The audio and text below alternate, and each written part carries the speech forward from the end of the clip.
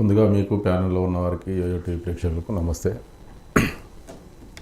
మాకు తెలంగాణ ప్రజలే మా దోస్తులు, మేము ఎవరికి దోస్తులం కాదు. ఇప్పుడు మొత్తం తెలంగాణ ప్రజలు గమనిస్తున్నారు, మీడియా అందరూ విఘ్నులు గమనిస్తున్నారు ఎవరు ఎవరికి దోస్తాను అనేది.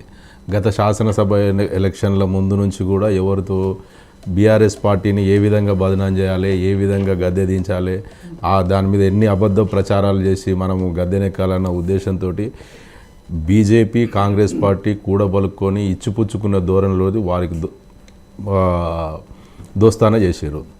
ఎందుకంటే గత శాసనసభ ఎలక్షన్ల కంటే ముందు నుంచి మన అసెంబ్లీ ఎలక్షన్లలో బీజేపీ నుంచి గెలిచే అవకాశం, మేము బీసీ అభ్యర్థి మా పార్టీ గెలిస్తే బీసీ ముఖ్యమంత్రి అని చెప్పిన వాళ్ళు అందరినీ వాళ్ళు ఎక్కడైతే మా పార్టీ రాదు, మేము గెలవము, ఎట్టి పరిస్థితుల్లో కేసీఆర్ గారిని మన ముఖ్యమంత్రిగా చూడవద్దు అన్న ఉద్దేశంతో ఇద్దరు కూడబలుకొని రేవంత్ రెడ్డి గారిని ముఖ్యమంత్రిని చేయడం కోసం వారి అభ్యర్థులను బీజేపీ పార్టీ నుంచి వారి అభ్యర్థులను కాంగ్రెస్ పార్టీకి బదిలీ చేసింది.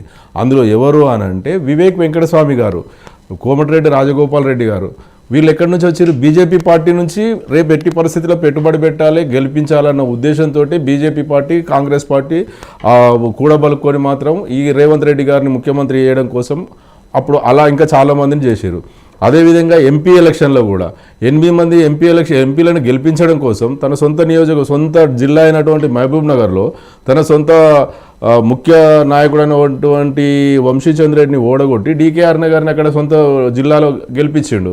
అదేవిధంగా చెవెళ్ళ ఇన్ఛార్జిగా ఉన్నటువంటి రేవంత్ రెడ్డి గారు ఆ రోజు అక్కడ చెవెళ్ళ నుంచి పట్నం సునీతా మహేందర్ రెడ్డి గారిని తీసుకొని అక్కడ నుంచి అక్కడ గెలవద్దు, అక్కడ చెవెళ్ళ నుంచి కొండ విశ్వేశ్వరరావు గారిని గెలిపించాలన్న ఉద్దేశంతో పట్నం సునీతా మహేందర్ రెడ్డి గారిని ఇక్కడ తీసుకొచ్చారు. ఇక్కడ ఈటల రాజేందర్ గారు బీజేపీ అభ్యర్థిని గెలిపించడం కోసం సునీత గారిని ఇక్కడ తీసుకొచ్చి బీజేపీ పార్టీకి అక్కడ మద్దతు ఇచ్చారు. ఒకసారి శాసనసభ ఎలక్షన్లలో ఎమ్మెల్యేలను కాంగ్రెస్ పార్టీ ఎమ్మెల్యేలను బీజేపీ గెలిపిస్తే సగం మంది బీజేపీ అభ్యర్థులను కాంగ్రెస్ పార్టీ ముఖ్యమంత్రి గారు గెలిపించారు. అదేవిధంగా మొన్న కంటోన్మెంట్ ఉప ఎన్నికలో కూడా గత శాసనసభ ఎన్నికల్లో శ్రీ గణేష్ గారు బీజేపీ పార్టీ నుంచి అభ్యర్థిగా గెలిచారు. మరి అతన్ని మళ్ళీ రేపు కాంగ్రెస్ పార్టీ అభ్యర్థిగా గెలిపించడం కోసం బీజేపీ పార్టీ మళ్ళీ రేవంత్ రెడ్డి గారికి అక్కడ బదిలీ చేసి అక్కడ బీజేపీ పార్టీ వాళ్ళు కాంగ్రెస్ అభ్యర్థిని గెలిపించారు.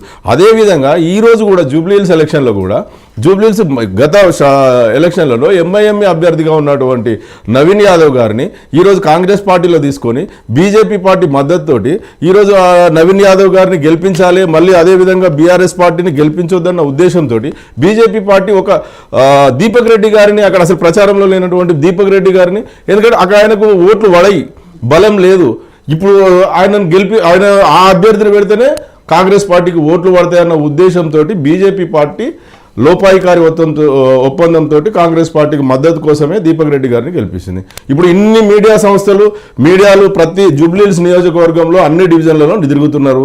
ఏ ఒక్కరైనా పబ్లిక్ మౌత్ తీసుకుంటే పబ్లిక్ను అడుగుతుంటే ఎవరి పేరు చెప్తున్నారు? గెలిస్తే ఎవరు, ఒకవేళ నిజంగా మీరు ఎవరికి ఓట్లు వేయాలనుకుంటున్నారు అని చెప్పి సామాన్య ప్రజలను అడిగితే బీఆర్ఎస్ పార్టీ అంటారు, మాగంటి సునీత గారు అంటారు, మాగంటి గోపీనాథ్ గారు సతీమణి గెలుస్తుంది అంటారు, ఒకవేళ అది కాకపోతే నవీన్ గారు అని అంటారు కొంతమంది. కానీ బీజేపీ అభ్యర్థి పేరు ఎవరు చెప్పరు. మీరు చూడండి, ఇప్పుడు మీది ఏదైనా బయట ఉంటే ఒకసారి చూపించండి. ఇప్పుడు యోయో టీవీలో ఎక్కడన్నా బీజేపీ అభ్యర్థి గెలుపుతాడు అని చెప్పి ఎక్కడైనా ఉంటే మీరు చూపించవచ్చు, తప్పలేదు. నేనేమంటున్నా, అయితే వాళ్ళు ఉద్దేశంతో మాత్రమే కాంగ్రెస్ పార్టీకి సహకరించడం కోసం మాత్రమే ఢిల్లీ పెద్దలు రేవంత్ రెడ్డి గారికి మద్దతుగా ఉన్నారు కాబట్టి ఇది ఈ విధంగా వాళ్ళు ఒకరికొకరు సహాయ సహకారాలు ఎవరు చెప్పట్లేదు అని మీరు అంటున్నారు కదా. ఇందాక గాంధీ గారు, ప్రేమ్ గారు అదే మాట అన్నారు, సైలెంట్ ఓటింగ్ ఉంటుంది, సైలెంట్ గా మేము గెలుస్తాము అని చెప్పారు. ఇక్కడ మీలాగా హడావిడి చేయట్లేదు, మేము సైలెంట్ గెలుస్తాము అంటున్నారు. మేము ఎక్కడ హడావిడి చేయడం లేదు. కాంగ్రెస్ పార్టీ బీజేపీ వాళ్ళు సైలెన్స్గా ఉండి కాంగ్రెస్ పార్టీ తోటి భారీ ఎత్తున నామినేషన్ వేయించారు. భారీ ఎత్తున వాళ్ళు సైలెన్స్గా ఉండి బీజేపీ కాంగ్రెస్ మేము ఎక్కడ ఆర్భాటాలకు పోతలేము. మా అభ్యర్థిని గెలిపించమని చెప్తున్నాం. 3 సార్లు మా ఎమ్మెల్యే గారు ప్రజలకు సేవ చేసిండు కాబట్టి, ఆయన అకాల మరణం చెందారు కాబట్టి వారి సతీమణికే మేము మా పార్టీ అండగా ఉంది. ప్రజలు కూడా మీరు అండగా ఉండండి. ఏదైతే బ్యాలెన్స్గా అభివృద్ధి చేయడం కోసం మాగంటి గోపీనాథ్ గారు ఏవైతే ఇంకా బ్యాలెన్స్ ఉన్నాయో అవి సునీత గారి ద్వారా మనం చేపించుకుందామని ఉద్దేశంతో మా పార్టీ నాయకులు కేసీఆర్ గారి ఆదేశాల మేరకు, కేటీఆర్ గారి ఆదేశాల మేరకు అన్ని నియోజకవర్గాల్లో ఉన్నటువంటి ఇప్పుడు మా శాసనసభ్యులు కూడా ప్రతి బూత్లో ప్రతి డివిజన్లో తిరిగి మా పార్టీ నుంచి గతంలో చేసిన అభివృద్ధి ఏ విధంగా ఉన్నది, ఇప్పుడు ఇంకా ఏ విధంగా చేస్తాము అన్న ఉద్దేశంతో గోపీనాథ్ గారి కుటుంబ సభ్యులకు మనం అందరం ప్రజలుగా మీరు అండగా ఉండండి, పార్టీగా కేసీఆర్ గారి అండగా ఉంటాం, మీరు ఓట్లు వేయమని చెప్పేసి మేము ఖచ్చితంగా మా పార్టీ అభ్యర్థికి ఓటేయమని మేము చెప్తున్నాం. అక్కడ మాకు ఇంకా మేము బీజేపీ పార్టీకి కాంగ్రెస్ పార్టీకి మేము ఇచ్చుకున్నది ఎక్కడ ఉన్నది, పూర్తిగా వాళ్ళు ప్రజలు పూర్తిగా గమనిస్తున్నారు కదా ఎవరికి దోస్తాన్లో ఉన్నారు అనేది. సో పశుపతి గారు, మీ అనాలిసిస్ ప్రకారం అండ్ నియోజకవర్గంలో చాలా వరకు ఇప్పటికే పబ్లిక్ అభిప్రాయాలు అన్ని ఛానల్స్ తీసుకుంటున్నాయి కాబట్టి అవన్నీ కూడా మీరు అనాలిసిస్ చేసిన తర్వాత మీకేమనిపిస్తుంది అంటే ఏ అభ్యర్థికి ఎక్కువగా గెలుపు అవకాశాలు ఉన్నాయనేది ఒకటి, తర్వాత వాళ్ళు ప్రచారంలో ఎక్కువగా తీసుకెళ్తున్నారు ఏ రెండు పార్టీలు ఒకటే అనేది కూడా ఎవరికి వాళ్ళు అదే మాట్లాడుతున్నారు.